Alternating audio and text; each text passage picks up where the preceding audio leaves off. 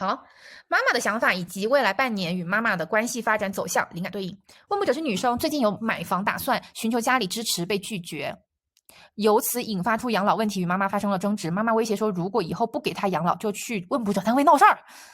唉，也是个不省心的妈妈，把她告上法庭。但妈妈现在远不到需要赡养的年纪。目前问卜者与妈妈关系闹僵冷战中，想看未来的发展。选这个案例是因为我觉得，一个是它是灵感对应的案例我们比较少，还有一个是我觉得这也属于情感问题，但是它是亲情的案例我们比较少，然后我觉得这是一个非常东亚家庭的一个问题，所以就一起选这个案例，大家看一下。问卜者中途提问：妈妈说的话是她真的这么想，还是气话？因为火元素是比较直接、诚实的元素。那妈妈说的话是她真诚的想法呢，还是气头上的？我无法从牌面中给出答案。感觉权杖3和宝剑9逆位解得很表面，建议牌不会给更多。有个弟弟未婚，你妈妈拒绝的理由是什么？因为我毕业好几年了，没有孝敬过他们，但我也不是没有任何表示，我给他们买东西，只是没有直接给钱或者转账。首先呢，我觉得这个案例有很多不同的维度可以讲，一个呢是从牌面的维度，一个呢是从社会履历或者是社会经验的维度。你们先听哪一个呢？就是这个案例属于加上一些社会经验，其实你就会觉得好懂很多。先从案例维度吧，好吧。这个案例维度你会发现，这个妈妈有一个特点，一个是火元素很重，对不对？还有一个呢是这个妈妈的牌面，我们先不说问卜者的牌面啊，这个妈妈的牌面其实是一张没有扎根的牌，也就是说没有安全感，是这3张牌的共同特点。这个大家能理解吗？太阳它是一个新生儿的状态，它是一张理想化的状态，一张阳性的能量。然后呢，权杖3也是一张发散的，永远在探索、永远在观望的状态，再加上一张宝剑9，这个妈妈的牌面是没有安全感的，感觉上了点年纪的人容易抽出大牌，也不跟年纪没有关系。这个能理解吗？就是这个妈妈是没有安全感的。然后这个问卜者呢，能力也确实不够强，这是我们后话，这是我们先从妈妈角度，这是我们从牌面上看到的。这个妈妈的牌它有气化的成分，所以回答到你第一个问题，就是你能不能看出来妈妈有气化，肯定是气化。宝剑9也是情绪极端的，2张火元素一定是气化，就是他妈妈肯定就是不一定会真的说要到起诉啊或者闹事儿，但是是气化。好，这是牌面的，因为我最近在看一个。也推荐给大家，如果你们感兴趣，对心理学感兴趣的话，心理学有一个比较现代心理学的一个流派叫女性主义疗法，就是男女社会关系啊等等之后延伸出来一个，它是会一般结合很多心理学一起去分析。然后呢，里面有一个很大的板块就是关于东亚家庭、东亚环境里面的女性的处境啊等等，大家感兴趣可以去找一些文章看，你就会发现其实这个妈妈的行为脱离这个牌面都非常符合东亚家庭，或者是在现在的尤其是国内的这种女性所处的环境，在最本质上是什么呢？是她对于自己未来能否得到保障这件事情，她没有信心，所以其实跟牌面是一样的，就是她其实本质上是没有安全感。但是你会发现，就是此时此刻，问卜者真的跟他妈妈很理性的沟通说，你现在支援我买房，我后面会给你养老，他妈妈依然不会信。你们知道为什么吗？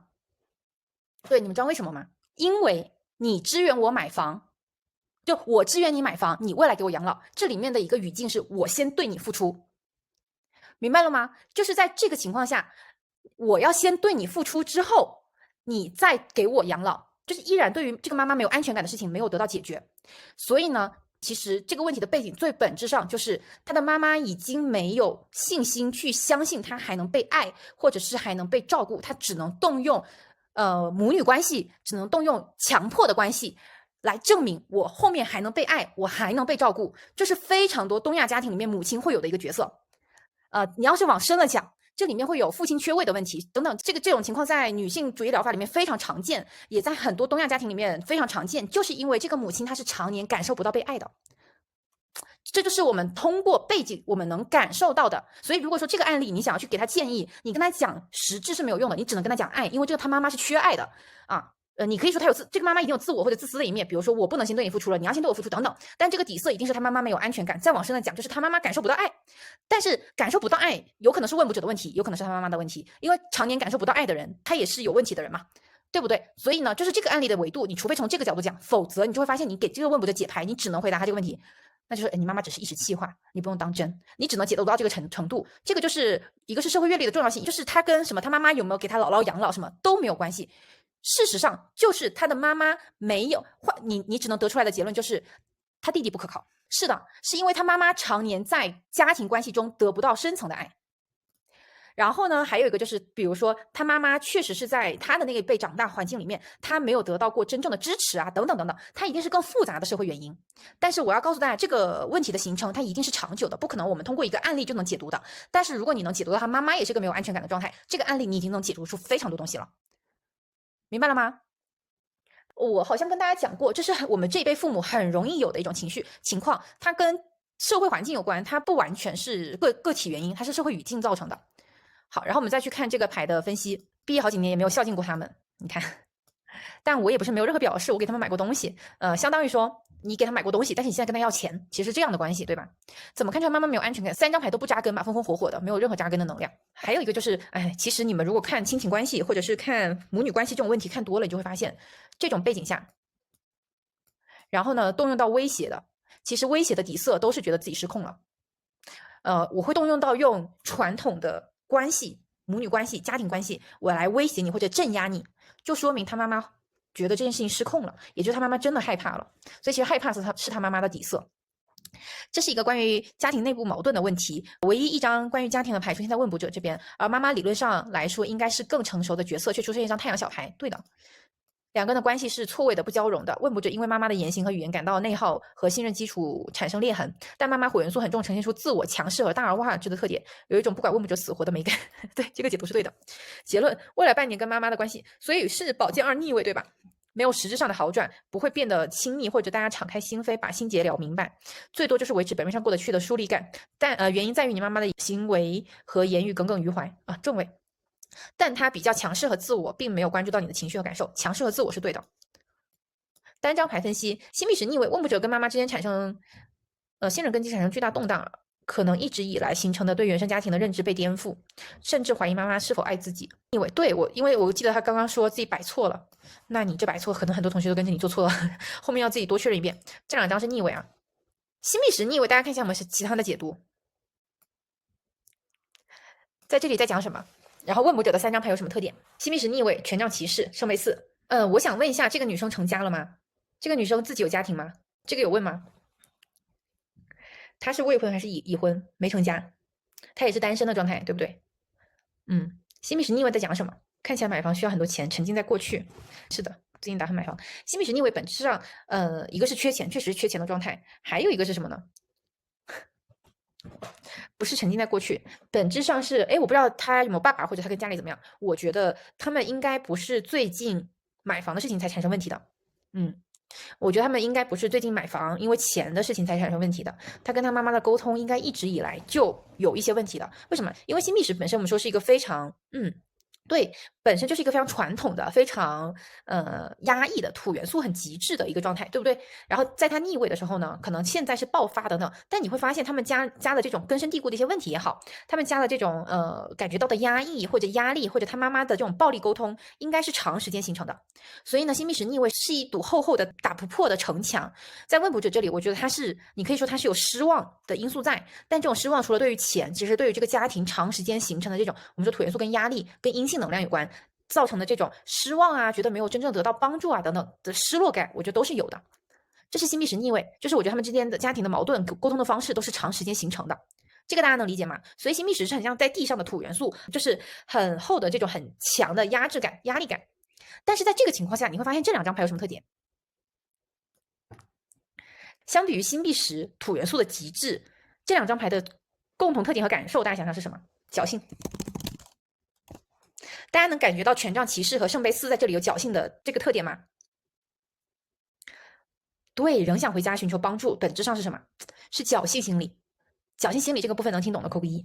为什么是侥幸心理呢？圣杯4其实是一个不断的在想啊，不断的在思考，哎呀，有没有可能呢？也许呢？万一呢？它是一个思绪非常重的一个状态。权杖骑士在这里更像是什么？放手一冲，就是比起土元素，对比起新币石的这种很强的，没有任何发散的，非常我们说新币石是一张极致的这种约束，比起这张牌，另外的2张反而显得更轻，以及更愿意试探的感觉，大家能理解吗？所以你会发现这个问卜者他的牌非常割裂。一方面看起来是极致的失望，对于家庭怎么样，但另外2张牌呢，其实还是往家庭去的。这个女生是有侥幸心理的，就是万一我试一试嘛，我妈还能给我点呢。万一我真的很缺钱，我晓之以情，动之以理呢，水元素用感情呢，没准还能再给一点。我觉得这是这个女生的牌面的特点。那除了钱的部分，我觉得她对于她妈妈也是这样子的，就是虽然我对我妈妈对我说的话很伤心、很失望，这个环境对我压得喘不过气，可是你说这个女生她能脱离吗？她也脱离不了。也许我跟我妈妈还能再沟通一下，就是再缓和一点点。但是我觉得这个女生所有的侥幸心理都还是脱离不掉，就是她没有真正的觉得她妈妈一分钱不会给她，就她对于她妈妈或者对于这个原生家庭给她钱的帮助，我觉得还是有点期待的。这个能理解吗？本身对她妈妈有期待，对她妈妈帮助她也有期待，对于缓和关系也有期待，所以这个女生的牌是非常割裂的。然后来到妈妈的这3张牌，你会发现妈妈的3张牌跟问卜者的3张牌是有点不一样的，但他们都有火元素。妈妈的3张牌很像是什么呢？首先，刚刚也有个解读非常对的，就是什么？这个是回到一个小孩的状态，对吧？冲破城墙，然后以我为主的一个小孩的状态。还有一个是权杖3。我如果说妈妈的状态是高姿态的，你们能理解吗？怎么去理解这个高姿态呢？一个是火元素非常重，对吧？极致的自我，这是很自我的一面。还有一个呢，你会发现妈妈的3张牌都非常的，太阳看起来是很前进的、很主动的，但太阳是一张大事化小、小事化了的感觉，就是那种，明天太阳升起来了，我还是你妈。这个大家能理解吗？太阳的能量其实是一张，就是太阳每天照常升起，而且它又是一张火元素，所以无论现在我怎么跟你吵，我始终是你妈妈。这就非常东亚的一个味道，对不对？其实这是太阳的能量，所以一方面他妈妈，你说他有不成熟的一面吗？是有的，就是跟女儿的沟通方式用这么暴烈，又或者这么自我的沟通方式，他肯定不是成熟的。对，但是呢，你会发现，诶，他妈妈看起来也没有怎么样，是为什么呢？是因为太阳的以及火元素的这种自我属性，还是会觉得无论如何我是你妈妈，对，它是一个镇压的感觉，我还包容你，我还大人不计小人过，它是这种感觉，这是太阳在讲的东西，这个能理解吗？这就是我们说他的自我到一定程度，或者是他用母亲的身份，其实会有高姿态，就是母亲对于女儿的沟通方式。好，太阳能理解的扣个1。当然，太阳还有的一个理解就是，他也依然还是希望跟女儿恢复关系。所以你会发现，妈妈的火象元素、火元素很重的牌面，其实都是还是期待跟女儿什么和好如初，这也是太阳。只是你会发现这个能量表达非常多元。然后是权杖3，权杖3其实是个背对着的。你会发现，你仔细看，你会发现这2张牌都是背对着的。这个是侧面吧，但其实都不是直面，就是一个是自我就 ego 太大了，还有一个是其实我觉得这个妈妈也在逃避或者回避女生的求助，这个能理解吗？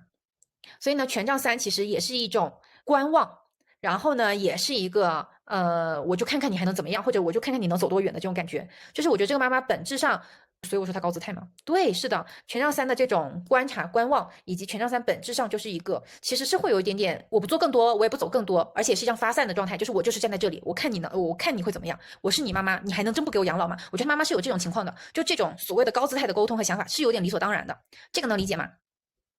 这2张火元素，所以你会发现太阳跟权杖3其实讲的东西是很接近的，因为都很发散，然后又都是火元素。